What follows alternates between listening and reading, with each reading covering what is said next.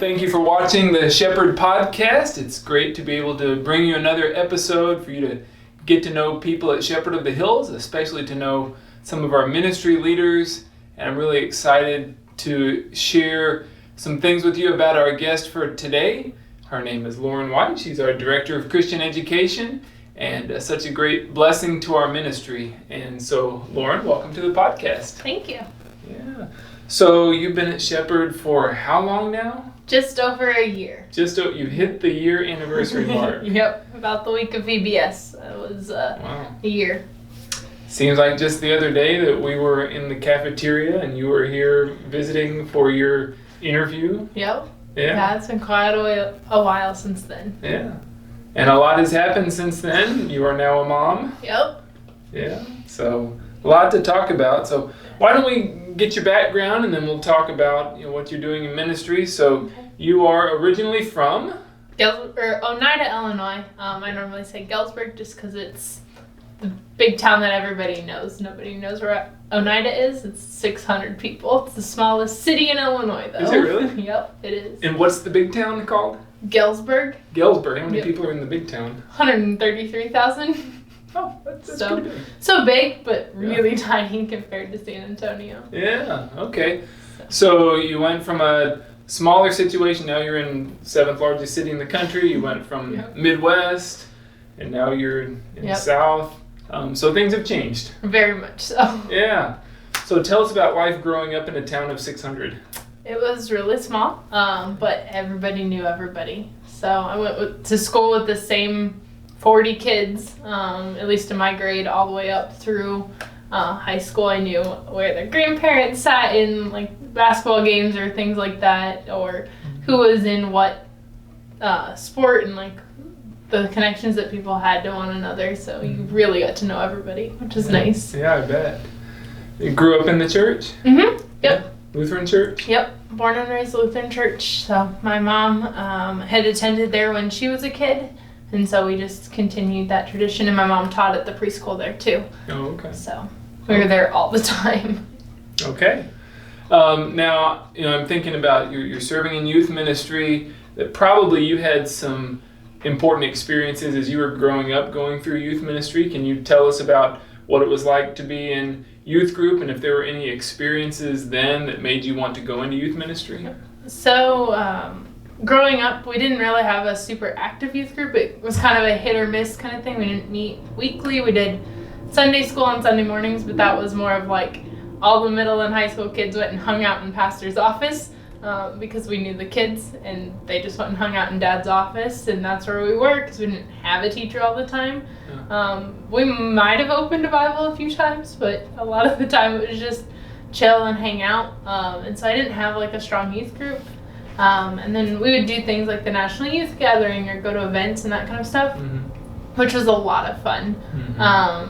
And then we just would hang out, and that's kind of where I loved just being together, which is nice, which is what I try to strive for, is just a lot of hangout time, because the relationships with other kids are super important. Yeah.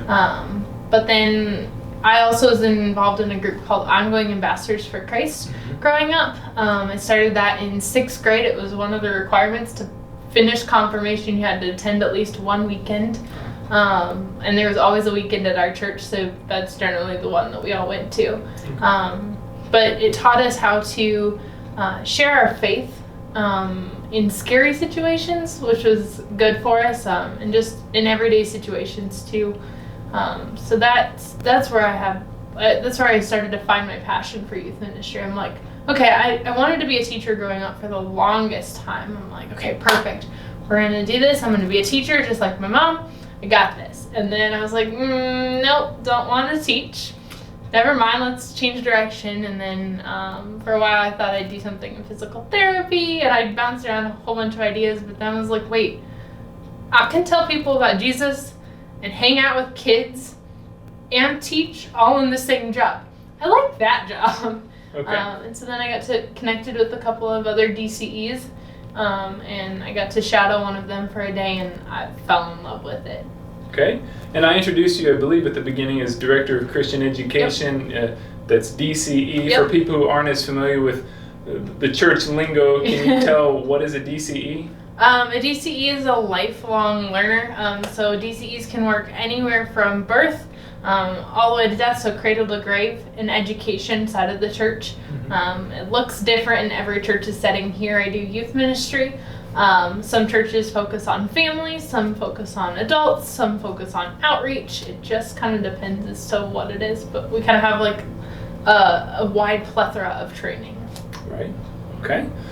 And so let's get into that a little bit more. So you grew up in the church, you were involved, but not a whole lot of a youth ministry going on. You sort of found some things that you enjoyed, from teaching to hanging out with young people, that you thought, this would be a good thing. Did you know going into college that you wanted to be a DCE? Yep. I actually chose going to Concordia Seward because of that. Okay. So there were 10 Concordias at the time that I chose, and it was an option between Concordia Chicago, Concordia Texas, and Concordia Seward, Nebraska. I decided I don't like big cities, or at least I didn't think I would. So I took Chicago off the list, didn't even bother to apply. Yeah. Texas was too far for me. I just like to be able to go home on weekends, and you can't quite go home on a weekend when it's a 18-hour drive. Yeah. 18-hour drive, that's a really long drive. And we went out to Seward, and I fell in love. We drove 9 hours, and the very first person I saw I knew, just from other youth ministry events that I've been to in high school, and cool. I fell in love with it. So cool. Now Seward is Nebraska. Yep. About an hour away from Lincoln. Half hour from Lincoln. Half hour away from Lincoln. Yep. Okay, I've been there before. Yep. Been on the campus. Yep. So you went there 4 years. Yep, 4 years, and then did a 5th-year internship in Hiawatha, Iowa. Hiawatha, Iowa. That's just fun to say. It is. Yeah. It's a lot of fun. Yeah. Tell us about your internship church. What was that like?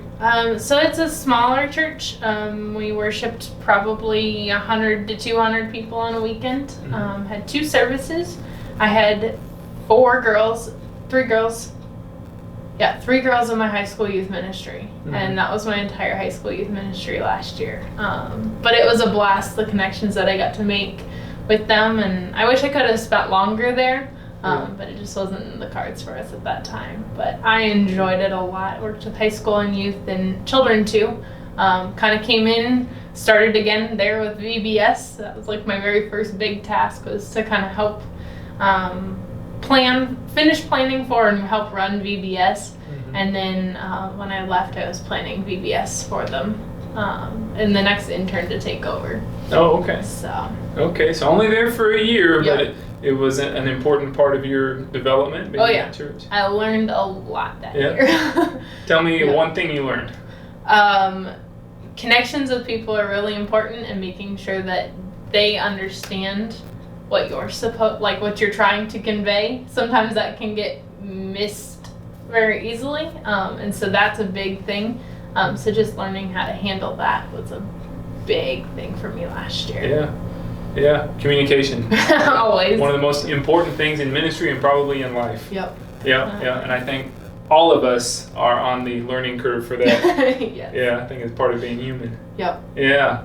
Okay, so you were there in Iowa, and that's when we first established communication. Yep. Right? We were looking for someone to fill the open spot here for a youth minister or director of Christian education, and you were one of the individuals we were talking to. So what were your thoughts initially when you found out that you would be in conversation with a church all the way down in San Antonio, Texas, which is way too far from home? It is really far from home, but I've loved it, and it just nowhere else seemed to fit what I wanted. And then I got to know more about Shepherd, and I just fell in love with it. And I told Dylan, after I got off the interview with you guys, I turned to Dylan and I said, I want to go there. I really hope I get a call there, because I really loved it. And I was super excited to come down here and for a challenge. And that's really what it was, because I've never been in a church this big, never been in a city this big. And I was looking forward to the challenge and getting to do that. And it's nice and warm here, and you don't have to deal with snow, which is the other upside. That's true. I've heard it said you don't have to shovel heat. Yes. Yes, so we have that going for us. Yeah, I remember the interviews with you and just your enthusiasm, and I mean, you conveyed over the screen as we were interviewing from a distance, that you were excited to be talking to us. We were excited to be talking with you. And so I'm really glad that it worked out. Yeah, me too. Yeah. What have been some of the things you've enjoyed most about being at Shepherd of the Hills? The connection with the school has been awesome. Mm-hmm. And just the team mentality that we have here on the staff, that's another big thing. Because in my internship, for whatever reason, there's only 4 of us on staff, and so we didn't really have that good of a team mentality. It was kind of, you take care of your area, I'll take care of my area. If they overlap, then we'll work together.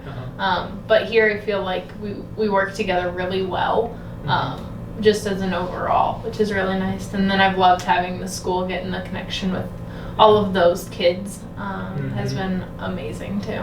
Yeah, that's always been one of my favorite things. I remember when I first came, just my impression of the school was just that it was such a special place. Yeah. Such an encouraging place where kids and families were being built up, and that's also one of the best things for our youth ministry, is that we have a junior high there, and so there's a lot of overlap and a lot of connections that you can make. Yeah, definitely. So, I mean, can you tell us some ways that you've been involved with the school? Because you're not just doing something on the church side while the school's happening. I mean, you've got your feet in both worlds. Yeah, so I try to help out with chapel with Pastor B, just getting up there and doing actions to the song, something simple like that. I helped Miss Cunningham this year plan for like the special chapel days where we did chapel families. I taught 7th grade religion, which was a blast. And who knew when I left in March for maternity leave that was the last time I would see those kids. I was looking forward to coming back in like April, May, and getting to see those kids and wrap the year up with them, and then it just didn't happen, and that was really weird.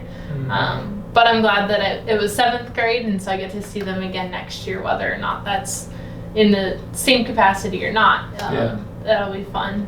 And then going on field trips with them too is a blast. I did a couple of those last year with 6th and 8th grade. I went on a couple of field trips with them and just got to establish a relationship with them. Yeah, that's great. And you're so good about connecting with young people, and it's just great that they have someone like you who can be a role model in their lives, who's interested in them and wants to get to know them better. So it's just so valuable. Tell us about youth ministry in the midst of COVID, because you went on maternity leave. Yeah. And then you came back, and this is the way things are now. Yeah. So we took a hard left turn. I had everything planned out for maternity leave, and none of it happened. But that's A-okay. We started doing Zoom youth group calls, which have been a blast. We do a bunch of games, and then do a short lesson, and then some more games at the end of the session. It's an hour long. And I have different kids show up every week, which is super fun. Sometimes it's the same kids, and sometimes we get new ones added, and that's a blast.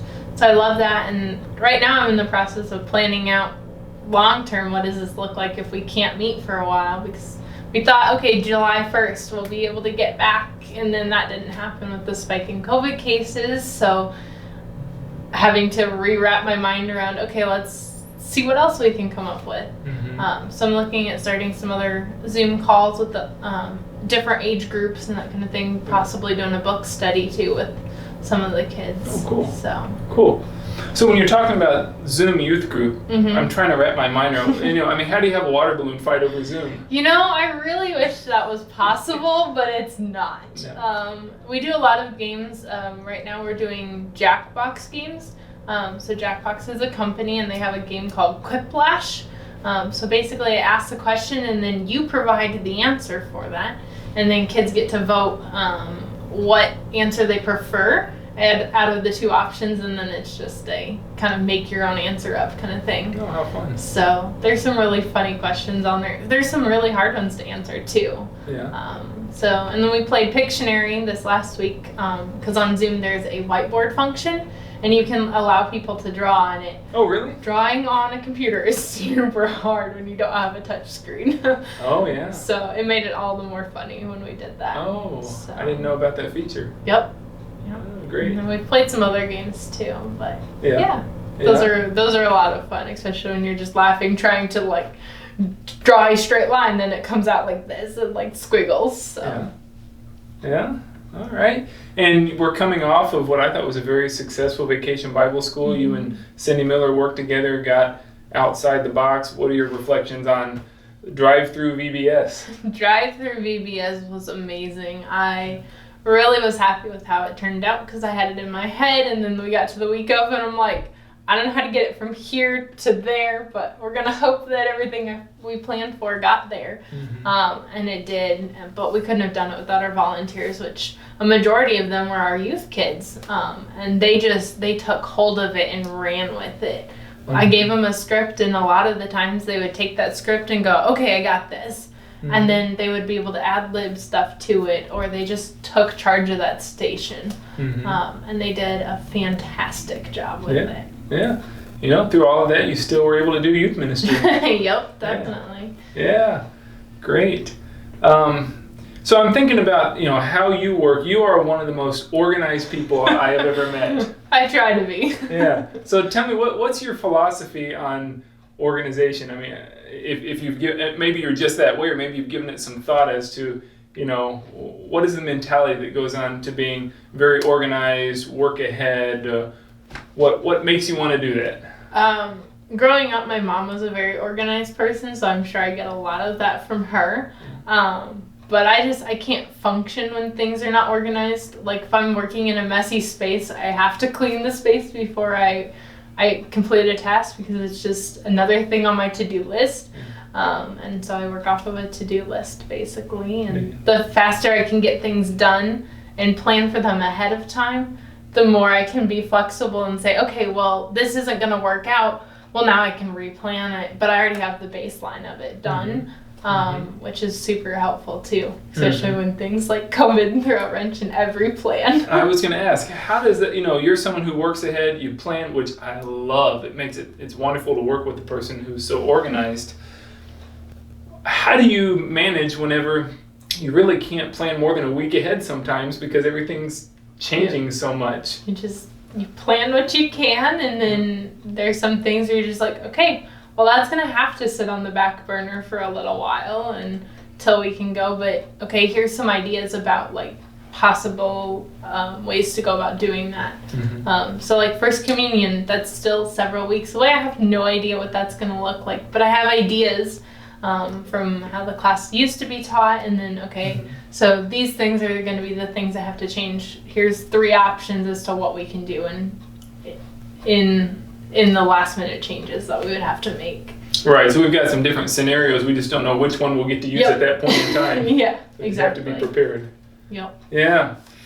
So, you've had your journey through your upbringing, through college, internship, here in ministry, and we'll get to family in just a little bit. Yep. But first of all, tell me about your faith. How has your faith in Jesus helped you personally in your life? As ministry leaders, we don't just want to tell people the importance of having a strong faith, but I think our own testimony, we can be examples in that way. So tell us about how your faith in Jesus has helped you in your life. Yeah, so when I was little, I think as most little kids have, is just like, okay, well, this is what we do every Sunday. We go to church and we believe in Jesus, and this is just what we do. And I grew up that way for the longest time, but I never really owned my faith until I was in like 5th or 6th grade. I went to camp that year, and that was about the age where you were getting old enough that they could do things that were a little bit more scary, if you will. So they took us out one evening right at dusk, and we went out into like one of the forests because that's where we would go hang out, and they brought us out there, and they had some counselors hiding out there, and we didn't know about it. And then they started talking to us about like, you have to be able to stand up for your faith and what that looks like in the face of persecution. And then they had the counselors jump out, and they were using like water guns or something like that. But they held the gun up to us and said, do you believe in Jesus? And like my heart stopped when they got to me. I was one of the very first people because I was on the edge. Wow. And just my heart stopped, and just that fear washing over you. You're safe. I knew who the person was. I knew who the counselor was that was right there. But just that ability to say yes without having to like think was really the moment that I was like, okay, yeah, I actually do believe what my parents are telling me and what the church is telling me, and that kind of thing, which was really a cool experience to have. And then the rest of the week at camp, I was just like, okay, now I need to know more. Like, okay, I know that I believe in Jesus, but what does that mean? And so I got to like go through that, and then I grew in my faith. I got to talk to other people, learn their life stories and their experiences with it all. And then it kind of crashed a little bit for me when I was in high school. My parents got divorced right before my senior year of high school, and I was upset at the world. I was mad. Because I thought I held my parents up on this pedestal. I thought they were the perfect parents. Like, yeah, we had our fights and everything, but my parents still loved us, and I thought that they were the best parents. And then all of that shattered to the ground and broke. And for a while there, I was like, well, God, why did this happen? And now, several years on the flip side, I understand why. If that hadn't have happened, we wouldn't have my niece here. I think my sister went through a rebellious phase because of that, and she has a beautiful daughter. And for a while, I wasn't talking to my dad, and the birth of my niece came through, and then I started talking to my dad after that, and so all of this had to break in order to like reform, and that's where I got to see God work in my life, is through my family. And so that was really cool to see happen and play out. And like, it takes a couple of years to go, okay, God, why did you do that? Oh, now I get it. And so God was just like, you have to trust me. And so I get that now, which is really cool. So a lot of faith lessons in the last several years, for sure. Thank you for opening up about that. That was really powerful. And it takes some vulnerability to share that. I'm really glad you did, because there were probably people who are watching and listening who are having their own crisis moments and moments of disillusionment, saying, well, God, why is this happening? And I think some encouragement there is, well, in the moment of struggle, you don't always see it. Give it some time, and with some perspective, it might make more sense later on. Yeah, definitely. God's never going to leave you, that's for sure. Even when you're mad at him and mad at the whole world, he's right there, which is really cool. So it's okay to get mad at God? I think so. Sometimes it is, but is it okay to stay mad at God? No. I guess it's like any relationship, right? Yeah, exactly. Yeah. Anger's a feeling, but choosing to stay angry, that's a different story. Yeah, definitely. Yeah. I'm very inspired by your story, and I'm even thinking back to the experience with the water gun. Yeah. Have you ever thought about doing that with I've thought about it. I think it would be really fun. But I think it requires a really good group that you know really well.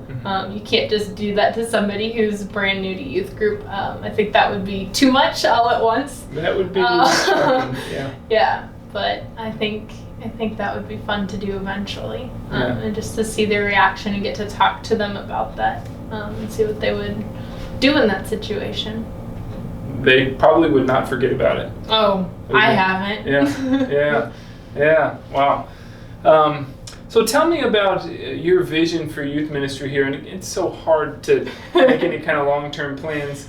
But maybe, first of all, what's your goal for the youth of our congregation in terms of their faith? What kind of qualities do you want them to have? What people do you want to help them be in the long run? I really want our youth to own their own faith.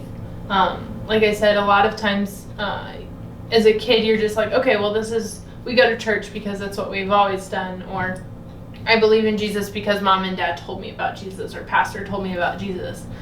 If you don't own your own faith and you don't question it and you don't learn more about it because you want to, that's not setting you up for effectiveness later on when mom and dad and pastor aren't around. It's just because you get to college and that's, okay, I'm out on my own for the first time. I can do what I want. But having that strong, solid faith will help you in more ways than one, for sure. So I want to build youth that have a strong, own your own kind of faith. relationship with Jesus. Yeah, that's great. That's really clear. Are there any programs or things, retreats or events you're looking forward to? Will there be a National Youth Gag? Again, hard to plan, but are there things that you have a dream for what the program will look like? Yeah, I assuming that things kind of settle back down a little bit, and we can do in-person type things. I would like to do a retreat once a year, or go to camp with the kids. For sure, National Youth Gathering being that in 2022, it's only in Houston, so it's not super far away. So that would be a lot of fun to go on with the kids, and just starting a weekly or a monthly youth group is something that I wanted to tackle when I got back from maternity leave, and then, well, it kind of got changed a little bit. Yeah. So that plan's on the back burner for right now. Yeah. Eventually getting something starting where we can just meet weekly, do a devotion, play some games, get to know one another, that kind of thing. Yeah. So you mentioned maternity leave. We've got to talk about this because this is such a huge part of your story. Tell us about Dylan and Olivia, please. First of all, let's start with Dylan. You guys met in college. Yep, we met freshman year of college. It's really funny. I was talking to a group of friends when, just shortly after Dylan and I got to know each other, one of my friends was like, "You guys are going to end up dating." I'm like, "No, I will never date him." And yet here I am married to him, which is kind of funny how relationships change and that kind of thing. So. I will never date him. I will never go to Texas. I don't know if you said that one, but what do they say? Tell God your plans and watch him laugh or something like that. Yeah, great. Sure. So you guys dated for how long? We dated from freshman year until our senior year, so 4 years. And then were you married after graduation? Technically, we were married before. So the way that graduation works at Concordia Seward, at least for DCEs, is you go 4 years, you walk, so you participate in graduation, and then you go on internship, and then you get your diploma. So I technically didn't graduate until May 2019. So like a month before I came, I didn't graduate until then. And Dylan graduated December 2018. So technically we were married before we graduated, but we were basically done with school. Okay. Okay. And tell us a little bit about Dylan. What does he do? What are his ambitions? Yeah, so Dylan has a degree from Concordia Seward in educational studies. Which basically means he did everything to be a teacher, and then he had a really bad student teaching experience, and so he said, you know what, we're going to put that on the back burner, I'm going to do something else for now. So he still loves to teach, he just couldn't get through student teaching, which is totally a-okay, because sometimes our plans change.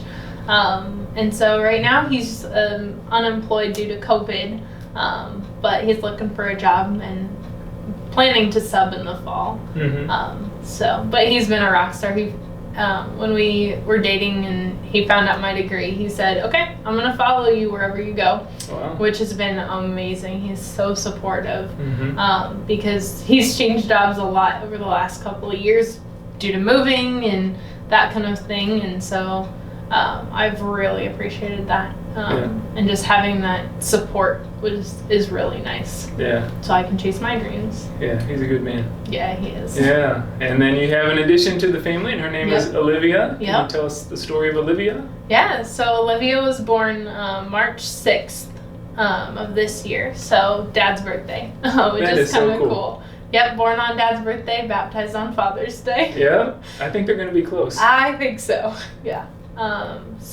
She was born then, born at 6:46 p.m. So we were all taking bets that she would be blonde hair, because Dylan and I both have lighter, colored hair. We think she was gonna be 7 pounds. Nope, she was dark hair, full head of hair at birth, 8 pounds. So healthy little girl. Yes, healthy little girl. Yeah. So. Wow. Okay, so you've got a new baby, working full time. How do you juggle all that and make it work? So work stays at work, full-time job stays here, and then when I'm at home, I'm mom, which is really fun, because we play all the time with Olivia, and we love it.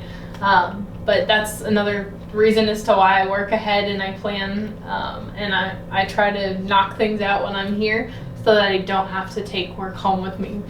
Not that it would get done anyway at home, because that just never happens. Anytime I'm like, okay, I'm going to sit down for an hour and I'm going to do this, it never happens. I think I understand. Yeah, I bet. Poor kids at home, you know. Yeah. Now, when you do have opportunities to do things recreationally, have some fun, what do you like to do for fun?